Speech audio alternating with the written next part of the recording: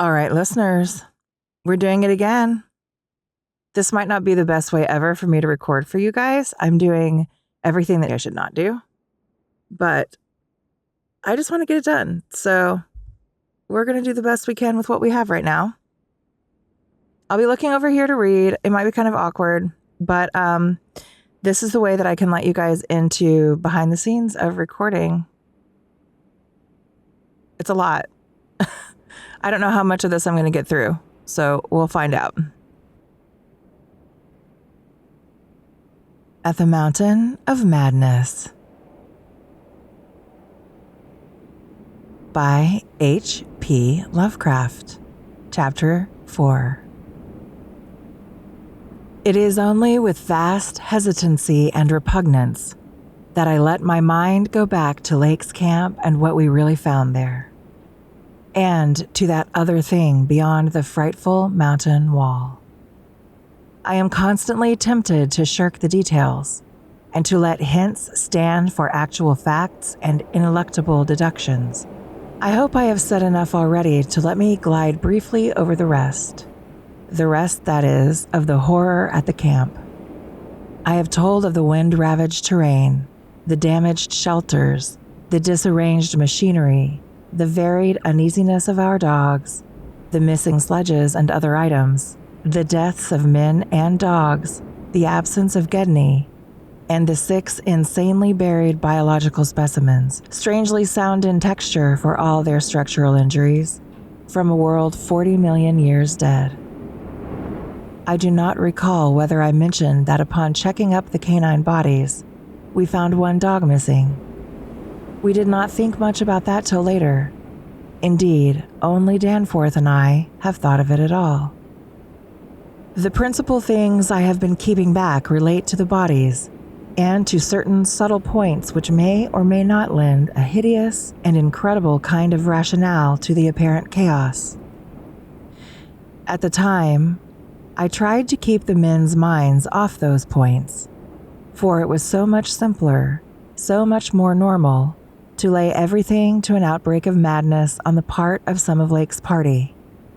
From the look of things, that Damon Mountain wind must have been enough to drive any man mad, in the midst of the center of all earthly mystery and desolation. The crowning abnormality, of course, was the condition of the bodies, men and dogs alike. They had been in some terrible kind of conflict, and were torn and mangled in fiendish and altogether inexplicable ways. Death, so far as we could judge, had in each case come from strangulation or laceration. The dogs had evidently started the trouble, for the state of their ill-built corral bore witness to its forcible breakage from within. It had been set some distance from the camp because of the hatred of the animals for those hellish archaean organisms, but the precaution seemed to have been taken in vain. When left alone in that monstrous wind, behind flimsy walls of insufficient height, they must have stampeded, whether from the wind itself or from some subtle, increasing odor emitted by the nightmare specimens, one could not say.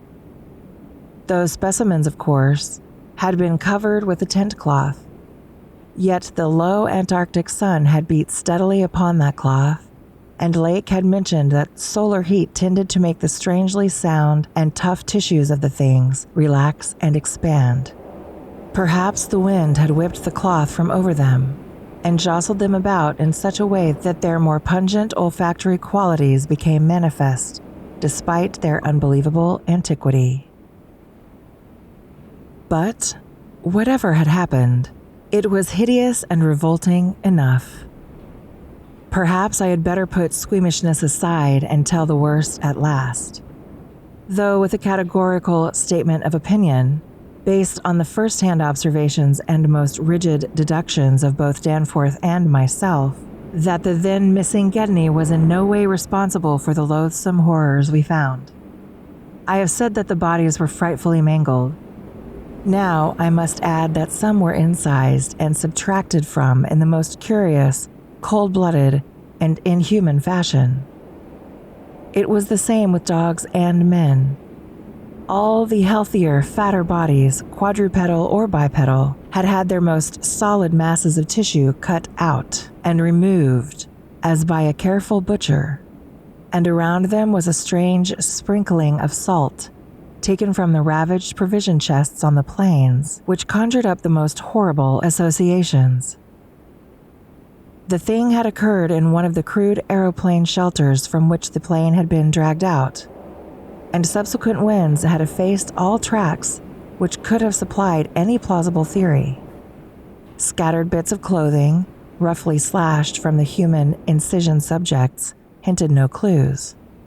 It is useless to bring up the half impression of certain faint snow prints in one shielded corner of the ruined enclosure, because that impression did not concern human prints at all, but was clearly mixed up with all the talk of fossil prints which poor Lake had been giving throughout the preceding weeks. One had to be careful of one's imagination in the lee of those overshadowing mountains of madness. As I have indicated, Gedney and one dog turned out to be missing in the end. When we came on that terrible shelter, we had missed 2 dogs and 2 men. But the fairly unharmed dissecting tent, which we entered after investigating the monstrous graves, had something to reveal. It was not as Lake had left it, for the covered parts of the primal monstrosity had been removed from the improvised table. Indeed, we had already realized that one of the 6 imperfect and insanely buried things we had found, the one with the trace of a peculiarly hateful odor, must represent the collected sections of the entity which Lake had tried to analyze. On and around that laboratory table were strewn other things, and it did not take long for us to guess that those things were the carefully, though oddly and inexpertly dissected parts of 1 man and 1 dog. I shall spare the feelings of survivors by omitting mention of the man's identity. Lake's anatomical instruments were missing, but there were evidences of their careful cleansing. The gasoline stove was also gone, though around it we found a curious litter of matches. We buried the human parts beside the other 10 men, and the canine parts with the other 35 dogs. Concerning the bizarre smudges on the laboratory table, and on the jumble of roughly handled illustrated books scattered near it, we were much too bewildered to speculate. This formed the worst of the camp horror, but other things were equally perplexing. The disappearance of Gedney, the 1 dog, the 8 uninjured biological specimens, the 3 sledges, and certain instruments, illustrated technical and scientific books, writing materials, electric torches and batteries, food and fuel, heating apparatus, spare tents, fur suits, and the like, was utterly beyond sane conjecture, as were likewise the spatter-fringed ink blots on certain pieces of paper, and the evidences of curious alien fumbling and experimentation around the planes and all other mechanical devices both at the camp and at the boring. The dogs seemed to abhor this oddly disordered machinery. Then, too, there was the upsetting of the larder, the disappearance of certain staples, and the jarringly comical heap of tin cans pried open in the most unlikely ways and at the most unlikely places. The profusion of scattered matches, intact, broken, or spent, formed another minor enigma. Formed another minor enigma.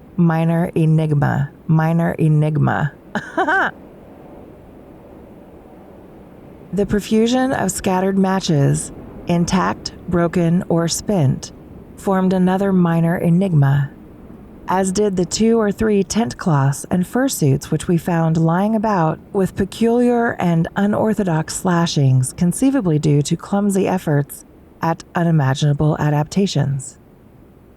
The maltreatment of the human and canine bodies and the crazy burial of the damaged Archaean specimens were all of a piece with this apparent disintegrative madness.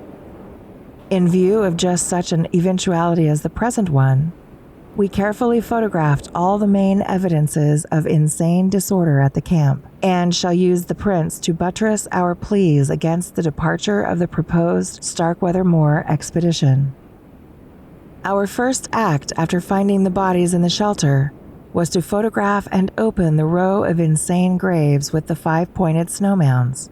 We could not help noticing the resemblance of these monstrous mounds, with their clusters of grouped dots, to poor Lake's descriptions of the strange greenish soapstones. And when we came on some of the soapstones themselves in the great mineral pile, we found the likeness very close indeed. The whole general formation, it must be made clear, seemed abominably suggestive of the starfish head of the Archaean entities, and we agreed that the suggestion must have worked potently upon the sensitized minds of Lake's overwrought party. Our own first sight of the actual buried entities formed a horrible moment and set the imaginations of Peabody and myself back to some of the shocking primal myths we had read and heard. We all agreed that the mere sight and continued presence of the things must have cooperated with the oppressive polar solitude and demon mountain wind in driving Lake's party mad. For madness, centering in Gedney as the only possible surviving agent, was the explanation spontaneously adopted by everybody so far as spoken utterance was concerned. Though I will not be so naive as to deny that each of us may have harbored wild guesses, which sanity forbade him to formulate completely. Sherman, Peabody, and McTighe made an exhaustive aeroplane cruise over all the surrounding territory in the afternoon, sweeping the horizon with field glasses in quest of Gedney and of the various missing things, but nothing came to light. The party reported that the Titan Barrier Range extended endlessly to right and left alike, without any diminution in height or essential structure. On some of the peaks, though, the regular cube and rampart formations were bolder and plainer, having doubly fantastic similitudes to Rorick-painted Asian hill ruins. The distribution of cryptical cave mouths on the black, snow-denuded summits seemed roughly even as far as the range could be traced. In spite of all the prevailing horrors, we were left with enough sheer scientific zeal and adventurousness to wonder about the unknown realm beyond these mysterious mountains. As our guarded messages stated, we rested at midnight after our day of terror and bafflement, but not without a tentative plan for one or more range-crossing altitude flights in a lightened plane with aerial camera and geologist outfit beginning the following morning. It was decided that Danforth and I try it first, and we awaked at 7 a.m., intending an early trip, though heavy winds mentioned in our brief bulletin to the outside world delayed our start till nearly 9 o'clock. I have already repeated the non-committal story we told the men at camp and relayed outside after our return 16 hours later. It is now my terrible duty to amplify this account by filling in the revelations which have finally driven Danforth to a nervous collapse. I wish he would add a really frank word about the thing which he thinks he alone saw, even though it was probably a nervous delusion, and which was perhaps the last straw that put him where he is. But he is firm against that. All I can do is repeat his later disjointed whispers about what set him shrieking as the plane soared back through the wind-tortured mountain pass after that real and tangible shock which I shared. This will form my last word. If the plain signs of surviving elder horrors in what I disclose be not enough to keep others from meddling with the inner Antarctic, or at least from prying too deeply beneath the surface of that ultimate waste of forbidden secrets and unhuman, aeon-cursed desolation, the responsibility for unnameable and perhaps immensurable evils will not be mine. Danforth and I, studying the notes made by Peabody in his afternoon flight and checking up with the sextant, had calculated that the lowest available pass in the range lay somewhat to the right of us, within sight of camp, and about 23,000 or 24,000 feet above sea level. For this point, then, we first headed in the lightened plain as we embarked on our flight of discovery. The camp itself, on foothills which sprang from a high continental plateau, was some 12,000 feet in altitude. Hence, the actual height increase necessary was not so vast as it might seem. Nevertheless, we were acutely conscious of the rarefied air and intense cold as we rose. For, on account of visibility conditions, we had to leave the cabin windows open. We were dressed, of course, in our heaviest furs.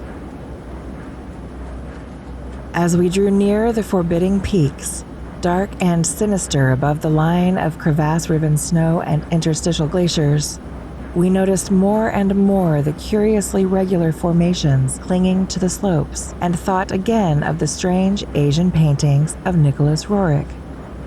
The ancient and wind-weathered rock strata fully verified all of Lake's bulletins and proved that these hoary pinnacles had been towering up in exactly the same way since a surprisingly early time in Earth's history, perhaps over 50 million years. How much higher they had once been, it was futile to guess. But everything about this strange region pointed to obscure atmospheric influences unfavorable to change, and calculated to retard the usual climatic processes of rock disintegration. But it was the mountainside tangle of regular cubes, ramparts, and cave mouths which fascinated and disturbed us most.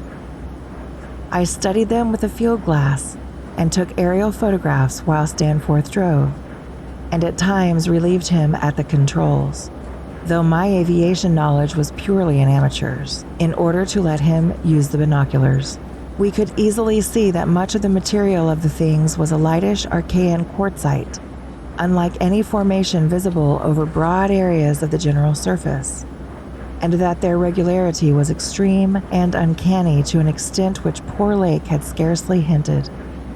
As he had said, their edges were crumbled and rounded from untold eons of savage weathering, but their preternatural solidity and tough material had saved them from obliteration. Many parts, especially those closest to the slopes, seemed identical in substance with the surrounding rock surface. The whole arrangement looked like the ruins of Machu Picchu in the Andes, or the primal foundation walls of Kish, as dug up by the Oxford Field Museum expedition in 1929. And both Danforth and I obtained that occasional impression of separate cyclopean blocks which Lake had attributed to his flight companion Carol. How to account for such things in this place was frankly beyond me, and I felt queerly humbled as a geologist. Igneous formations often have strange regularities, like the famous Giant's Causeway in Ireland. But this stupendous range, despite Lake's original suspicion of smoking cones, was above all else non-volcanic in evident structure. The curious cave mouths, near which the odd formations seemed most abundant, presented another, albeit a lesser puzzle, because of their regularity of outline. They were, as Lake's bulletin had said, often approximately square or semicircular, as if the natural orifices had been shaped to greater symmetry by some magic hand. Their numerousness and wide distribution were remarkable and suggested the whole region was honeycombed with tunnels dissolved out of limestone strata. Such glimpses as we secured did not extend far within the caverns, but we saw that they were apparently clear of stalactites and stalagmites. Outside, those parts of the mountain slopes adjoining the apertures seemed invariably smooth and regular, and Danforth thought that the slight cracks and pittings of the weathering tended toward unusual patterns. Filled as he was with the horrors and strangeness discovered at the camp, he hinted that the pittings vaguely resembled those baffling groups of dots sprinkled over the primeval greenish soapstones so hideously duplicated on the madly conceived snow mounds above those 6 buried monstrosities. We had risen gradually and flying over the higher foothills and along toward the relatively low pass we had selected. As we advanced, We occasionally looked down at the snow and ice of the land route, wondering whether we could have attempted the trip with the simpler equipment of earlier days. Somewhat to our surprise, we saw that the terrain was far from difficult as such things go, and that despite the crevasses and other bad spots, it would not have been likely to deter the sledges of a Scott, a Shackleton, or an Amundsen. Some of the glaciers appeared to lead up to wind-bared passes with unusual continuity, and upon reaching our chosen pass, we found that its case formed no exception. Our sensations of tense expectancy as we prepared to round the crest and peer out over an untrodden world can hardly be described on paper, even though we had no cause to think the regions beyond the range essentially different from those already seen and traversed. The touch of evil mystery in these barrier mountains and in the beckoning sea of opalescent sky glimpsed betwixt their summits was a highly subtle and attenuated matter not to be explained in literal words. Rather, was it an affair of vague psychological symbolism and aesthetic association? A thing mixed up with exotic poetry and paintings, and with archaic myths lurking in shunned and forbidden volumes. Even the wind's burden held a peculiar strain of conscious malignity, and for a second it seemed that the composite sound included a bizarre musical whistling or piping over a wide range as the blast swept in and out of the omnipresent and resonant cave mouths, as complex and unplaceable as any of the other dark impressions. We were now, after a slow ascent, at a height of 23,570 feet, according to the aneroid, and had left the region of clinging snow definitely below us. Up here were only dark, bare rock slopes and the start of rough-ribbed glaciers, but those with provocative cubes, ramparts, and echoing cave mouths to add a portent of the unnatural, the fantastic, and the dreamlike. Looking along the line of high peaks, I thought I could see the one mentioned by Poor Lake, with the rampart exactly on top. It seemed to be half lost in a queer Antarctic haze.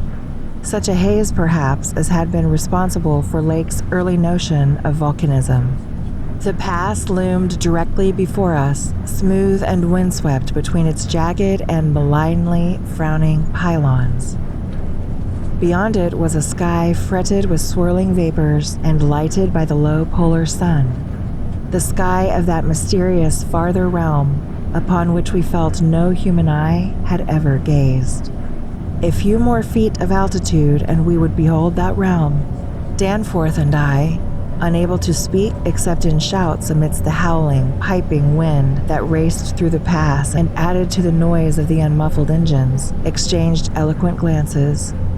And then, having gained those last few feet, we did indeed stare across the momentous divide and over the unsampled secrets of an elder and utterly alien Earth. We did it.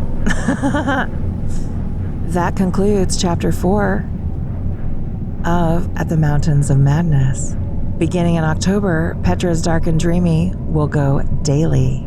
I will be releasing daily creepy episodes, one each day of October, poetry, short stories, and the like, of course, with the usual theme.